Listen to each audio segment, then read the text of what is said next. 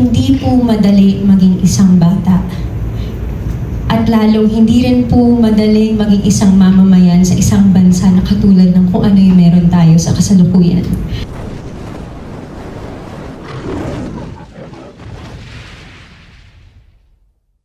Mabuhay. Mabuhay po sa inyong lahat. Magandang araw po at isang makabatang hapon sa ating lahat po na nandito. Unang-una po sa lahat, there is no better way to start what I want to say but to start with gratitude. And una po gusto ko po magpasalamat sa Ama dahil andito pa rin po ako. Isa po itong biyaya na sa madami pong taon, andito pa rin po ako kasama ng World Vision. I am able to express the love that I have for children, the love that my Lola has bestowed upon me, and to express and to extend that love to the world and to know where I could help out more. Gusto ko po magpasalamat syempre sa GMA, kay Miss Annette, Miss Joy, Miss Tracy. Maraming salamat sa dami rin po ng taon na patuloy po ninyo akong sinusuportahan at ginagabayan.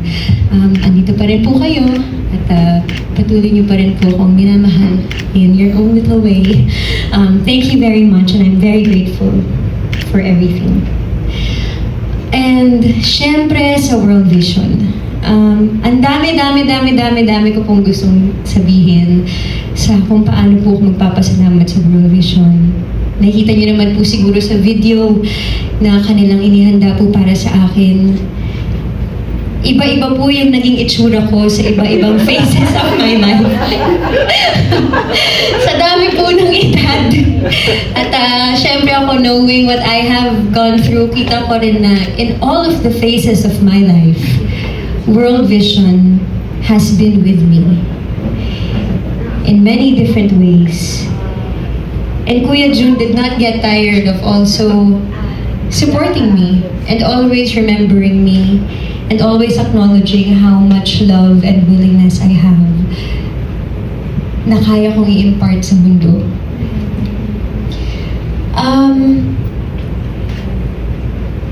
Nagpapasalamat ako dahil hanggang sa punto po na ito ng buhay ko, I am able to still stay true and answer my calling na maging parte ng World Vision. When we were having our meetings in the past weeks to prepare for today and to prepare for our future campaigns and missions and a lot, palagi ko nga po sinasabi na I stand here in front of everyone today not just as an ambassador. I would like myself to be called as a partner. Why? Because being just an ambassador, for me, I believe I want to be part of World Vision because I am willing to do the work with them. And kagaya nga po ng paulit-ulit kong sinasabi sa kanila, hindi nyo lang po ako artista. Hindi lang po ako nandito to just plainly represent World Vision as a public figure, just to be a face of a certain campaign, just to send a message. Nandito ako bilang partner. Bilang partner dahil meron rin po akong mga sarili kong mission at na-fulfilling po para sa akin na through the partnership that I have with World Vision, I am able to achieve all of those. I am able to do all of those. And that is why I am grateful and I'm just looking of how big of an opportunity this is for me. And it's a very good timing to continue my partnership with World Vision today kasi masasabi ko na ito rin yung pinakabuo ako sa sarili ko in all of the phases of my life. So nakita niyo naman po kanina, ito rin po yung pinakamaayos ang postura ko. Masasabi ko that with all of the years that have gone by, alam ko na ito yung alam kong meron akong confidence dahil mas kilala ko na yung sarili ko. And the confidence to actually speak not just to myself, but to everyone else as well. And why do I find that such a good thing to be in for myself? It's because then I can represent our mission better. It's because I can then now fulfill my role as a vessel of the Lord, to be the voice, not just of my beliefs, not just of World Vision's missions, but a voice of the children who need to be heard. Masarap po magrepresenta at tumulong sa mga bata.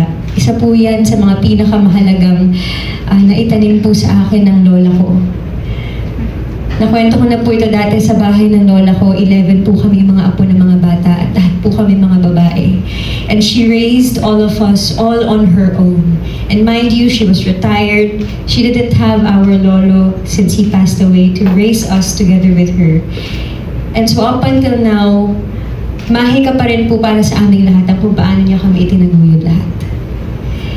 And that is what I want to pass on to the children that we have here in our country or even around the world.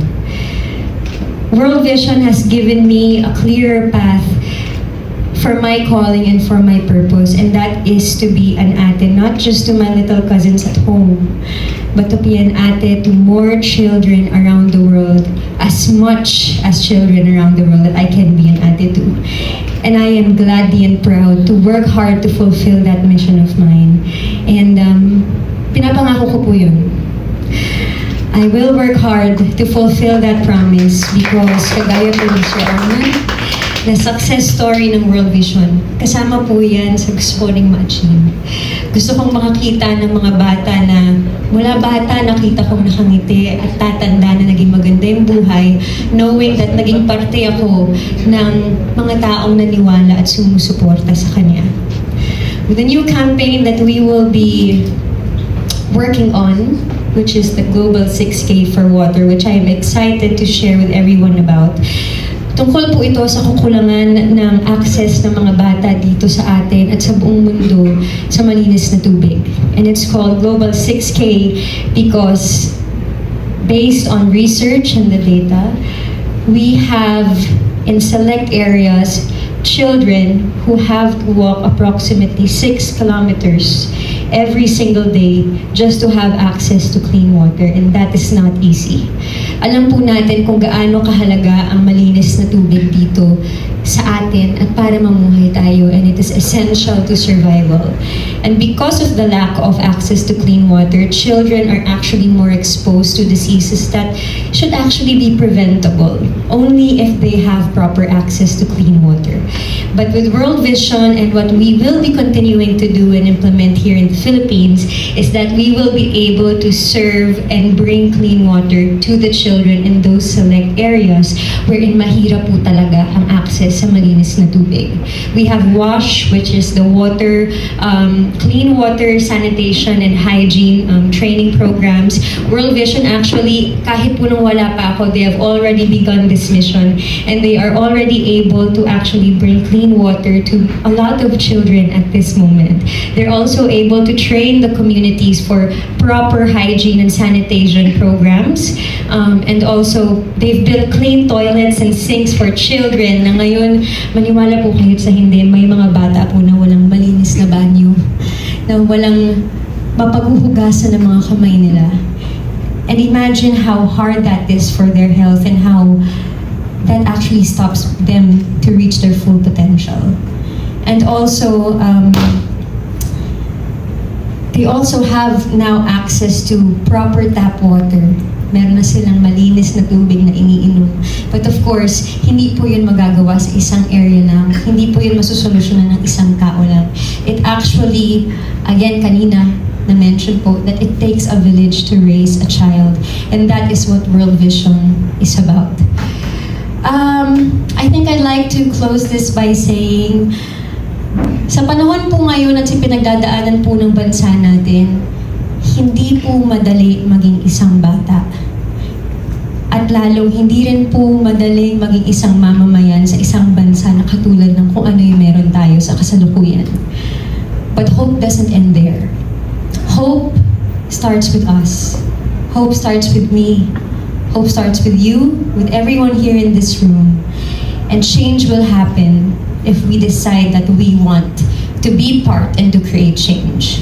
Ayun lang po. Maraming salamat. At patuloy po tayo makapagtulungan para sa mas magandang kinabukasan ng mga bata dito sa atin at sa buong mundo. Maraming salamat po. 17. Kaya, nung first campaign, dapat ano Okay? Sige po. We have one question po. Pa-introduce na lang po. hindi Yeah. namin pwede mabigisa kasi wala siya. Okay. Congratulations, Bianca, dahil sa partnership dito. Why you still choose World Vision? That's my first question.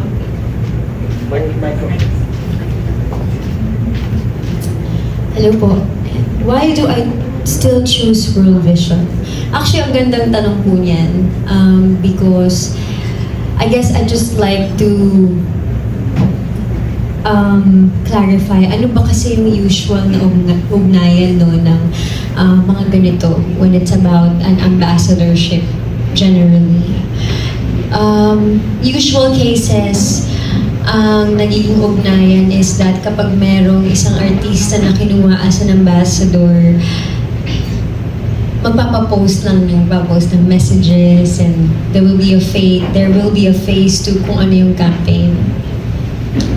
And I guess that's one of the things that is my mission as I am part of World Vision.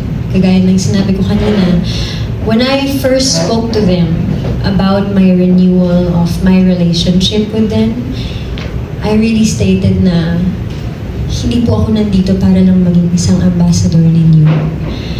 Nandito po ako bilang partner. And I want them to be comfortable into brainstorming with me, into telling me whether we have good ideas or bad ideas because sabi ko bilang si Bianca, marami po akong hangarin na gusto kong magawa na may ambag sa mundo. Totoo po yan. Pero hindi po yun madali gawin mag-isa. And the reason why I chose to stay with World Vision is because they gave me space for that. They continue to give me room for the potential of being able to really put into, to materialize the things that I want to do, to partake in helping the world, in helping the children, and again, fulfilling that purpose of mine na gusto ko maging isang ate sa mas nakararaming bata. Dahil matagal ka na rin naman sa World Vision, ano pa ba yung goal mo? Ano pa yung mission na gusto mo pang matupad sa pagiging artist mo? Sa usapin na to ngayon, I don't think this is just about being an artist. Nandito ako bilang ako. Bilang isang tao na mayroong mga hangarin at paniniwala. Bilang isang tao na gustong may ambag na pagbabago. Whether that's in the limelight or not. Yung mga malalaki at kahit pa yung mga maliliit na tulong, na kahit yung mga tulong na yun, yung hindi kailangan marami yung nakakaalam. Binibilang ko lahat yun at nagmamatter sa akin yun. Nandito ako dahil because it's so personal to me, is what I want to say. That's why it's just so important. Actually, the way kami nagme-meeting is that talagang batuhan kami ng anong pwede kong gawin, saan ako pwede dalhin, saan ako pwede, and it's just limitless. And I wouldn't say na magkakaroon ng hangganan yung kung ano pa yung gusto kong magawa. Walang kailangan patunayan sa pagtulong dahil tulong yan. Pero kung gaano pa karami ang pwede at gusto mong tulungan, hindi matatapos yan dahil hindi kayang tulungan sa iisang araw ang lahat ng mga nangangailangan ng tulong sa mundo natin. Okay. Thank you. Sa tagal mo na rin sa World Vision, ano yung pinaka-unforgettable moment mo na na-achieve dito sa World Vision? Siguro, to date, I always like to go back doon sa nung nagpunta ako sa Marawi right after the siege doon. That was volunteer work. Hindi talaga rin kasi safe na hindi safe for them to just invite people or ambassadors to come in. And actually, yung siege na yun, hindi pa rin siya completely tapos ng mga panahon na yun. It was really unsafe still. But then World Vision wanted to go there kasi nagtayo sila ng educational tents para sa mga bata to check on the livelihood of the women doon and also kamustahin yung mga nakatira doon ng mga nanay, ng mga pamilya. And so when I heard of that, actually hindi pa nga yun direct invite kasi it's really hard to ask someone to go there kasi unsafe. But it was just in passing. In one of the events, they were talking about it. And I was 18? 19? 18. Narinig ko si Kuya John, may kausap siya sa likod ko about it. And then nag-butt in talaga ako. Sabi ko, pupunta po kayo ng Marawi. Sabi nga, oo kasi may ganito-ganito. Sabi ko, pwede po ba akong sumama? And they didn't want me to. Even the management, hindi talaga nila ako pinayagan right away. But really, it was something that I fought for. Because it was something that I really wanted to do. Bakit? For some reason, malapit po sa akin ang Mindanao. Even before dumating sa akin ng Sahaya, even before dumating sa akin ng Legal Wives, in fact, parang alignment eh. It just so happened na yun din yung mga project at yung mga role na napunta sa akin. And then this happened in Mindanao. And then dahil sa mahirap na pakikipaglaban ko, naisama po nila ako. And actually, isang magandang kwento doon kasi, pero baka mag-take ng time. It was really unsafe. But when I went there, nakita natin yung mga bata doon na they were really still traumatized by the siege. Kahit konting mahinang pitik lang o palakpak, you will see them panicking because that is how much trauma the kids have. At dahil wala man silang mga eskwelahan, dahil sira lahat, that is why we put up educational tents there kung saan nakapagturo kami sa mga bata, nakipaglaro kami sa kanila kasi hindi na rin nila kaya maglaro because of what was happening. It was hard for them to simply smile. And that was what we want to bring back. Kahit sandali lang in our own little way. And we also visited the livelihood of the women doon dahil lahat ng mga negosyo nila, kasama ng mga bahay nila, sira-sira. Lahat may butas ng mga malalaking bala ng mga baril. And so we wanted to see how they were slowly building their livelihood back at slowly nagiging hindi man normal, but at least they try to have a sense of normalcy into the way they live again. And to visit also different houses in Marawi kung saan kasi umalis sila sa mga bahay nila eh. Pero nangyari ay hindi nila alam kung may babalikan sila. Pero bumalik sila. And iba yung puso ng mga taga Mindanao. Iba rin yung kultura nila. Iba yung pagmamahal nila. Hindi lang para sa mga sarili nila, pero sa religion nila, pagmamahal nila sa komunidad nila. And makulay sila. And that's why being there and being able to go to Marawi after the siege is one of the missions in my life na na-achieve ko. Hindi ko akalain na gusto kong gawin, pero alam kong pinadala ako ni Lord doon at tinulungan ako ng World Vision doon. Yeah, congratulations. Thank you, Bianca. And for my last question, sir, tanong ko lang, this World Vision ba is merong support or merong part ang government dito? Or wala talaga? Kung may nare-receive na Yes. financial support, wala. No? Ang World Vision is a private non-profit organization. We partner with the government. No? Mhm. Kasi nga, ang mga bata at mga pamilyang tinutulungan ng World Vision, nasa mga communities, no? So, yung mga, kunyari, mga sponsored children, hindi siya nasa isang center lang, no? So, nandun sila sa kanila ng mga bahay.